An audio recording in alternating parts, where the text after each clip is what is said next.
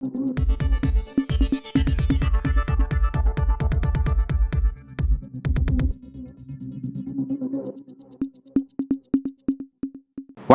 இது news focus Tamil. இன்றைக்கு நம்முடன் அரசியல் பேசுவதற்காக மூத்த பத்திரிகையாளர் திரு பிரியன் அவர்கள் இணைந்திருக்கிறார். சார் வணக்கம். வணக்கம் சார். மகாராஷ்டிரா தேர்தல் களம் சூடு பிடிச்சிருக்கு சார். இப்போதைக்கு களம் எந்த கூட்டணிக்கு சாதகமாக இருக்குன்னு பார்க்குறீங்க? இந்தியா கூட்டணிக்கா அல்லது என்டிஏக்கா? இல்லை, அதாவது ஏற்கனவே நம்ம சொன்ன மாதிரி முதல்ல காங்கிரஸ், உத்தவ் அண்டு சரத்பவார் கூட்டணி ஸ்ட்ராங்காக நல்லா இருந்தது. அதுவும் பார்லிமெண்ட் எலெக்ஷனுக்கு அப்புறம் நல்லாவே இருந்தது. ஆக்சுவலாக வெற்றி கண்டிப்பாக மகாராஷ்டிராவில் இந்த கூட்டணிக்கு தான் அப்படின்னு ஒரு எண்ணம் இருந்தது ஆக்சுவலாக. பட் இப்போ என்னன்னா கொஞ்சம் சுச்சுவேஷன் ஹரியானா தோல்விக்கு அப்புறமே ஒரு பின்னடைவை சந்திச்சாங்க. அதையும் தாண்டி கொஞ்சம் எழுந்து ஒரு மாதிரி கூட்டணியில் பிரச்சனைகள்லாம் இருந்து ஒரு மாதிரி கூட்டணியெலாம் சரி பண்ணி கிட்டத்தட்ட அல்டிமேட்டாக பார்த்தீங்கன்னா காங்கிரஸ் 103 இடங்கள்லையும் உத்தவ் தாக்கரே 94 இடங்கள்லையும், சரத்பவார் ஒரு 87 இடங்களையும் போட்டி போடுறாங்க. அவங்களுக்கும் அதே மாதிரி பிரச்சனை, அதை இருக்கிற பாஜக கூட்டணிக்கும் பிரச்சனைகள். அங்கே பாஜக 148 இடத்துல போட்டி போடுறாங்க, 83 இடத்துல ஷிண்டே போட்டி போடுறாரு, 54 இடத்துல அஜித் பவார் போட்டி போடுறாரு. ஸோ அவங்களும் ஒரு மாதிரி செட்டிலாகி வந்துட்டாங்க. அதில் என்னென்னா ராஜ் தாக்கரேயோட நவநிர்மான் சேனான்னு ஒன்று இருக்குது. அவங்க 110 இடத்துல அவங்க போட்டி போடுறாங்க. அதில் ஒரு குறிப்பிட்ட தொகுதியில் நவநிர்மான் சினிமா அந்த ராஜ் தாக்கரே கட்சி இதுக்கு நேர் எதிர், பாஜக கூட்டணிக்கு நேர் எதிராக இருக்குது, காங்கிரஸ் கூட்டணிக்கு நேர் எதிராக இருக்குது. ஆனால் அங்கே ஒரு குறிப்பிட்ட தொகுதியில் மாஹிம்னு ஒரு தொகுதியில் ராஜ் தாக்கரேயோட பையன் போட்டி போடுறான். அவனுக்கு பாஜக ஆதரவு தெரிவிக்குது. அங்கே ஷிண்டே அணியும் போட்டி போடுது. ஷிண்டே அணிக்கு கை விட்டுட்டு பாஜக ராஜ் தாக்கரேவுக்கு ஆதரவு தெரிவிக்கிறான். அந்த ராஜ் தாக்கரே யாரு? அவர் சிவசேனாலேருந்து பிரிஞ்சு போனவன் தான். பிரிஞ்சு போய் நவசேனா ஆரம்பித்தான். ரொம்ப வருஷமாக பண்ணிட்டு இருக்கான். பால் தாக்கரே இருக்கும்போதே பிரிஞ்சு போயிட்டான். உத்தவுக்கு இம்பார்ட்டன்ஸ் கொடுத்தாரு பால் தாக்கரே, அவங்க அப்பா.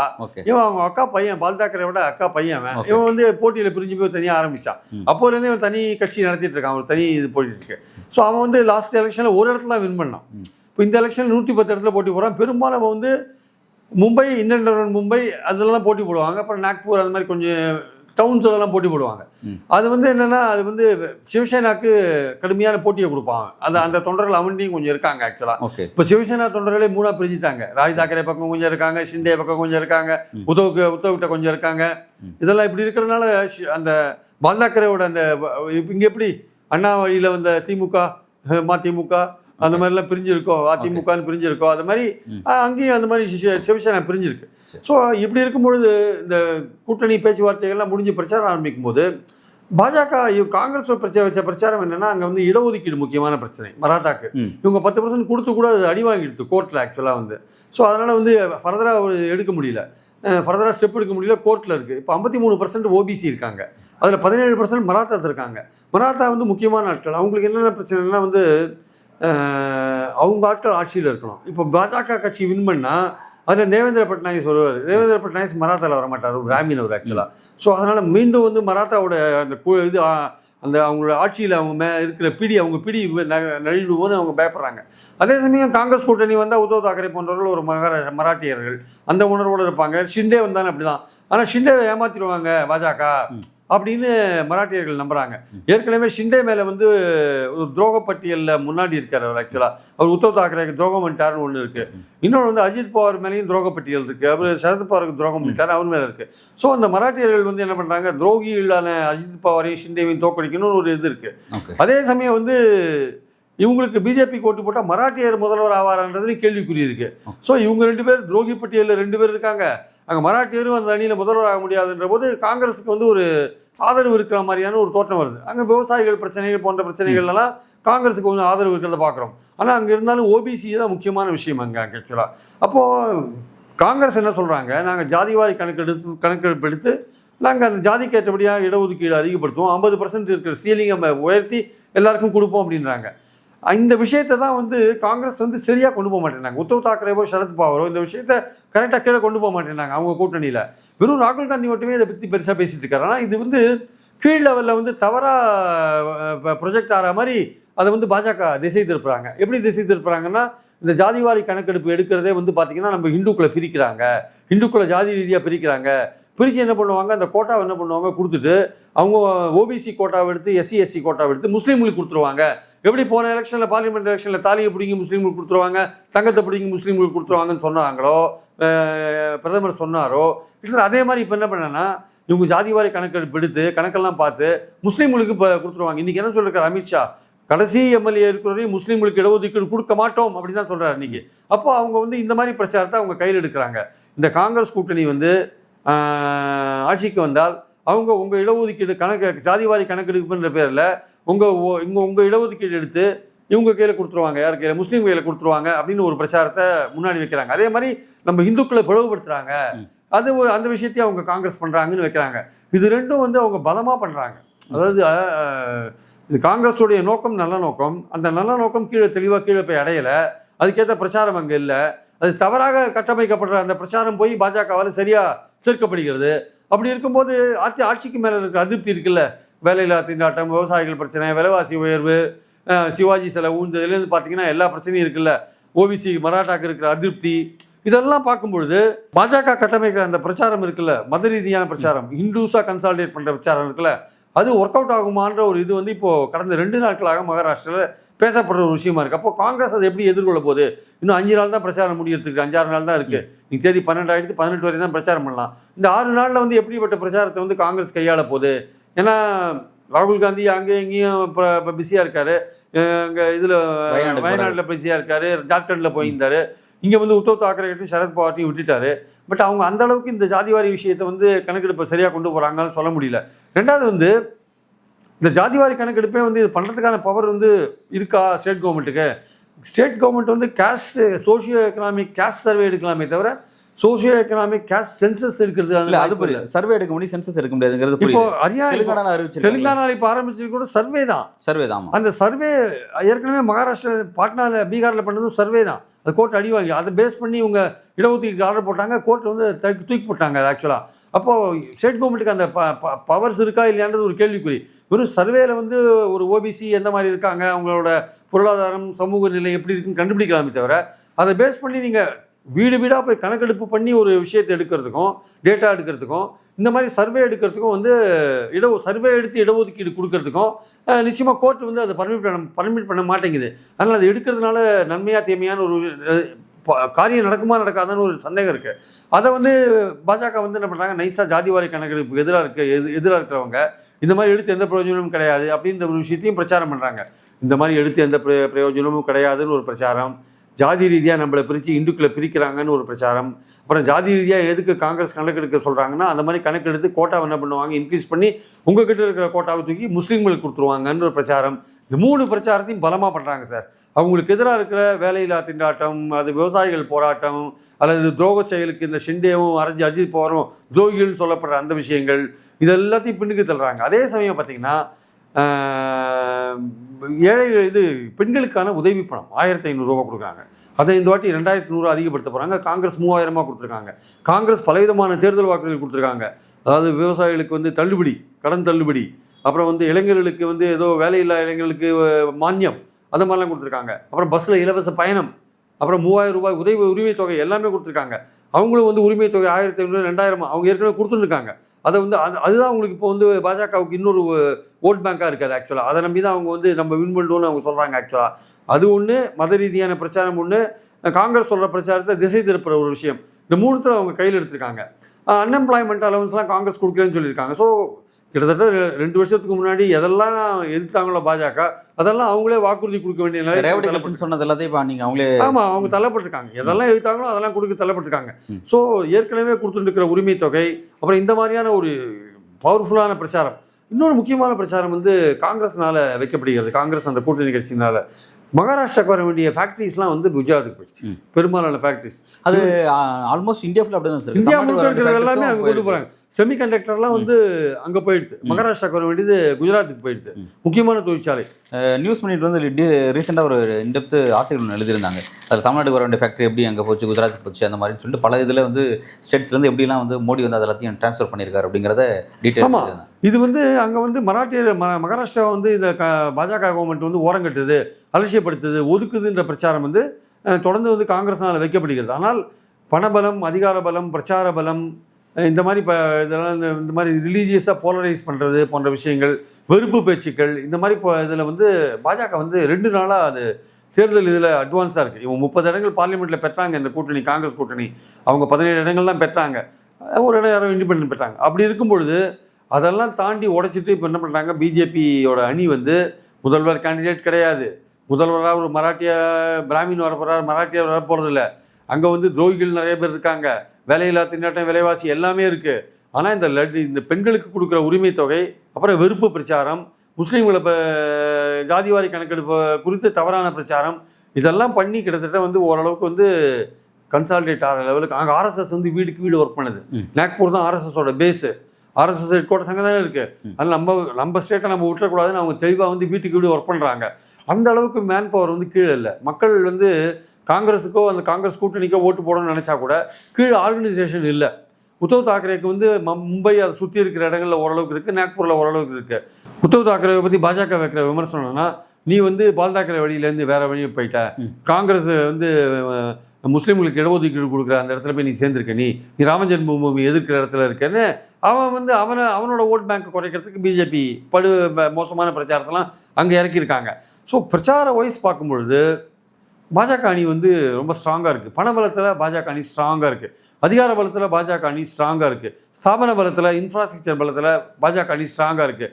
காங்கிரஸுக்கு வந்து மக்கள் ஓட்டு போடுறாங்க, ஒரு ஓட்டு போடணும்னு நினைக்கிறவங்க கூட அதை ஓட்டாக மாற்றுற அளவுக்கு ஹரியானாவில் எப்படி ஒரு 0.85% இழந்தாங்களோ, இல்லாட்டி ஒரு 10 இடம் வந்திருக்குமே, 1% கூட வாங்கியிருந்தா கூட, அது மாதிரி இங்கேயும் வந்து பார்த்தீங்கன்னா முதல்ல காங்கிரஸ் வெற்றி பெறுன்ற நிலையை மாறி, அப்புறம் ஒரு நெருக்கடியான போட்டி வந்திருக்கோ அப்படின்ற ஒரு நிலை மாறி, இப்போ பாஜகவுடைய பிரச்சாரம் கடுமையானதை பார்த்த உடனே ஒரு பிஜேபி கொஞ்சம் அட்வான்ஸாக போயிடுத்தோ அப்படின்ற எண்ணம் வந்து இப்போ வந்திருக்கு. ஸோ இன்றைய நிலையில் வந்து பாஜக முந்துகிறது, அதுதான் உண்மை.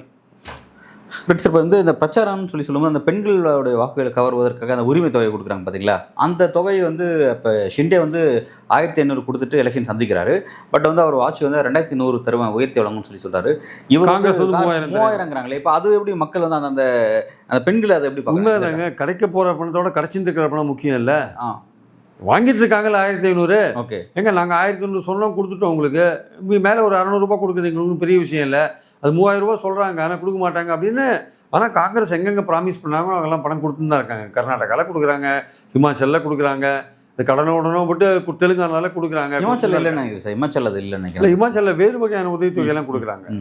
இங்கே வந்து தெலுங்கானாவில் இருக்குது, அதே மாதிரி இங்கே கர்நாடகாலையும் இருக்குது. ஸோ அதெல்லாம் கொடுத்துன்னு தான் இருக்காங்க. 2 முதல்வரும் போய் அங்கே சொன்னாங்களே, காங்கிரஸ் ஆட்சி, காங்கிரஸ் ஏமாற்றிடுவாங்க, வாக்குறுதி ஏமாற்றிடுவாங்கன்னு சொன்னதுக்கு, பாஜக சொன்னதுக்கு, இந்த 2 முதலமைச்சரும் அங்கே போயிட்டு அங்கே இருக்கிற ஓட்டர்களுக்கு வந்து பிரச்சாரம் பண்ணிட்டு வந்தாங்க. இந்த மாதிரி நாங்கள் வந்து கர்நாடகாலையும் தெலுங்கானாலையும் எல்லா வேலைகளையும் செஞ்சுருக்கோம்னு சொல்லிட்டு வந்தாங்க. ஆக்சுவலாக இருந்தாலுமே வந்து பாஜக வந்து சொல்கிற விஷயம் என்னென்னா, நாங்கள் ஏற்கனவே கொடுத்துட்ருக்கோம், நாங்கள் தொடர்ந்து 600 ரூபாய் மேலே கொடுக்குறதுல ஒன்றும் பிரச்சனை இல்லை. ஆனால் காங்கிரஸ் வந்து ஒரு போலி வாக்குறுதிகள், அது வந்து அதை நிறைவேற்ற முடியாது, அது மற்ற மாநிலங்கள்லாம் வந்து இது மாதிரி பண்ணிச்சு அப்படின்னு அவங்க வழக்கப்படி ஓட்டர்களை திசை திருப்பது தானேங்க. என்ன வேணால் சொல்லலாம். ஃபேக்ட் என்ன இருக்குன்னு, அந்த ஃபேக்டை வந்து யார் சீரியஸாக பார்க்க போகிறாங்க? உணர்வு ரீதியான பிரச்சாரம், மத ரீதியான பிரச்சாரம், வெறுப்பு பேச்சுக்கள் பிரச்சாரம், அதிகாரத்தை பயன்படுத்துறது, பணபலத்தை பயன்படுத்துறது, பிரச்சார பலத்தை பயன்படுத்துறது, ஸ்தாபன பலத்தை பயன்படுத்துறது, இது மாதிரி பலது இருக்கும்போது அதானி அம்பானிகள் அவங்களும் வந்து அவங்க பணத்தெல்லாம் விட்டு எல்லாம் பண்ணுவாங்க. ஏன்னா எல்லா குஜராத்தில் போகிற எல்லா ஃபேக்ட்ரி அவங்களுக்கு தானே பெரும்பாலும், அவங்களும் அந்த ஆதாயம் அடைவாங்களே அதன் மூலமாக. அதனால் அவங்களுக்கு என்னென்னா வந்து இந்த அணி வந்து தற்சமயத்துக்கு வந்து காங்கிரஸ் இன்னும் 1 வாரம் இருக்குது, காங்கிரஸ் தன்னை வந்து இன்னும் நல்லா தயார்படுத்தி கொண்டு இன்னும் கிரவுண்ட் லெவலில் இன்னும் ரீச் ஆக வேண்டிய கட்டாயம் இருக்குது. மக்கள் ஓட்டு போடுற மக்களை கூட நீங்கள் வாக்காக கன்வெர்ட் பண்ண வேண்டிய அவசியம் இருக்குது. அந்த அளவுக்கு காங்கிரஸ் தன்னுடைய பிரச்சாரத்தை அமைத்துக் கொள்ளுமா என்பது கொஞ்சம் பொறுத்திருந்தான் பார்க்கணும். ஆனால் இவர்கள் வந்து ஒரு அதிரடியாக போயிட்டுருக்காங்க பாஜக அணி. இந்த அதிரடியில் வந்து காங்கிரஸ் வந்து இப்போவே சுதாரிக்கலைன்னா பின்னடைவை சந்திப்பாங்கன்றது தான் என்னுடைய கருத்து. சார், இப்போ அந்த ஆனால் முதல்வர் கேண்டிடேட்டுங்கிற பொறுத்த வரைக்கும் 2 கூட்டணியுமே வந்து அதை அறிவிக்காம தான் எலெக்ஷன் சந்திக்கிறாங்க. அது வந்து இப்போ இந்தியா கூட்டணிக்கு, அதாவது மகாராஷ்டிராவில் கூட இந்தியா கூட்டணிக்கு எந்த அளவுக்கு ஒரு நெருக்கடியோ, அந்த நெருக்கடி வந்து இதுக்கு இல்லையா, பாஜக கூட்டணிக்கு இல்லையா, என்டிஏக்கு இல்லையா? இல்லை, என்டிஏவை பொறுத்த மட்டும் பாஜக ரொம்ப தெளிவாக இருக்காங்க. அவங்க வந்து 148 இடங்களில் போட்டி போடுறாங்க. அவங்க தான் அதிக இடங்களில் வின் பண்ணுவாங்களுக்கு தெரியும். அவங்க தேர்தலுக்கு முன்னாடி சொன்னால் ஷிண்டே ஏற்கனவே முதல்வர் இருக்கார்ல, அவரும் அஜித் பவாரும் உற்சாகம் எழுந்துருவாங்க. அதுவும் குறிப்பாக ஷிண்டே உற்சாகம் எழுந்துருவார். அவங்க வந்து நம்ம ஆட்களை காலவாரி விட்டுருவாங்க அங்கங்கே அப்படின்னு தேர்தலுக்கு பின்னாடி தீர்மானிக்கலாம், இவங்களும் தேர்தலுக்கு பின்னாடி தான் தீர்மானிக்கலாம் இவங்களும் சொல்கிறாங்க. ஆனால் அதனால் வந்து முதல்வர் கேண்டிடேட் யாருன்னு சொல்லாத இருக்கிறது 2 அணிக்குமே ஒரு பலவீனமான விஷயம்தான்.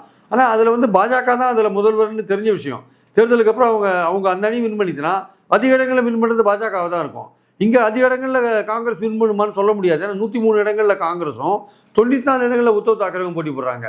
சப்போஸ் 103ல் வந்து அவங்க 70 வின் பண்ணாங்க வச்சுக்கோங்க, 94 இடத்துல போட்டி போடுற உத்தவ் தாக்கரே 80 இடத்துல வின் பண்ணால் உத்தவ் தாக்கரே தான் சிஎம் ஆவார். இல்லை காங்கிரஸ் அதிக இடத்துல வின் பண்ணிட்டு வச்சுக்கோங்க, காங்கிரஸை வந்து சிஎம்மாக கொடுக்கறதுக்கு உத்தவ் தாக்கரே ஒத்துப்பாரான்றது அங்கே ஒரு பிரச்சனை ஓடும். அது உத்தவ் தாக்கரே அவ்வளோ சீக்கிரம் விட்டு கொடுக்க மாட்டார். போன வாட்டியே அவர் வந்து அரைகுறையாக தான் அந்த அவரோட பதவிக்காலம் முடிஞ்சது, ஷிண்டே கவுத்துட்டார் அவர் வந்து. ஸோ இந்த வாட்டி அவர் விட்டு கொடுக்குற மாதிரியான வாய்ப்பு இல்லை.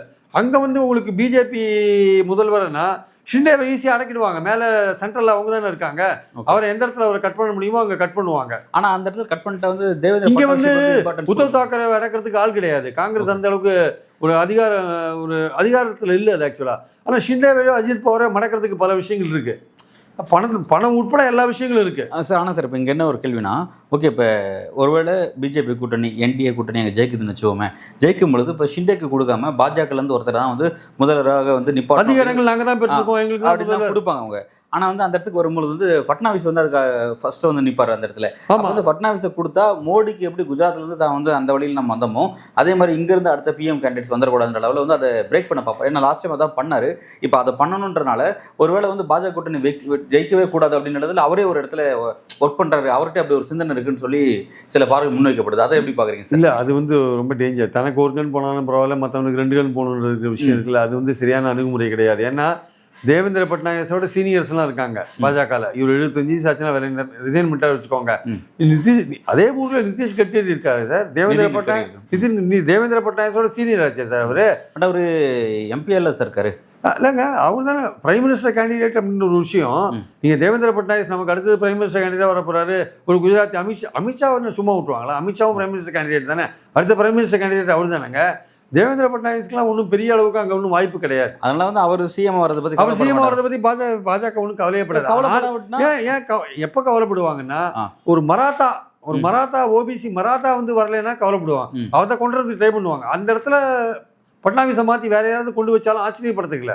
ஏன்னா பல இடங்களில் வந்து பாஜக என்ன பண்ணுறாங்க, அந்த ஊருக்கு ஏற்றபடி கொஞ்சம் மாற்றி ஈவன் பட்டியல் நிறுத்தோட கூட சிஎம்மாக கொண்டு போகிற இடங்கள்லாம் நம்ம பார்க்குறோம் நம்ம. ஸோ அதனால் வந்து இங்கேயும் வந்து சரி நம்ம மராத்தா வைக்கலைன்னா நம்ம பின்னடைவை சந்திப்போம் அடுத்த தேர்தலில்.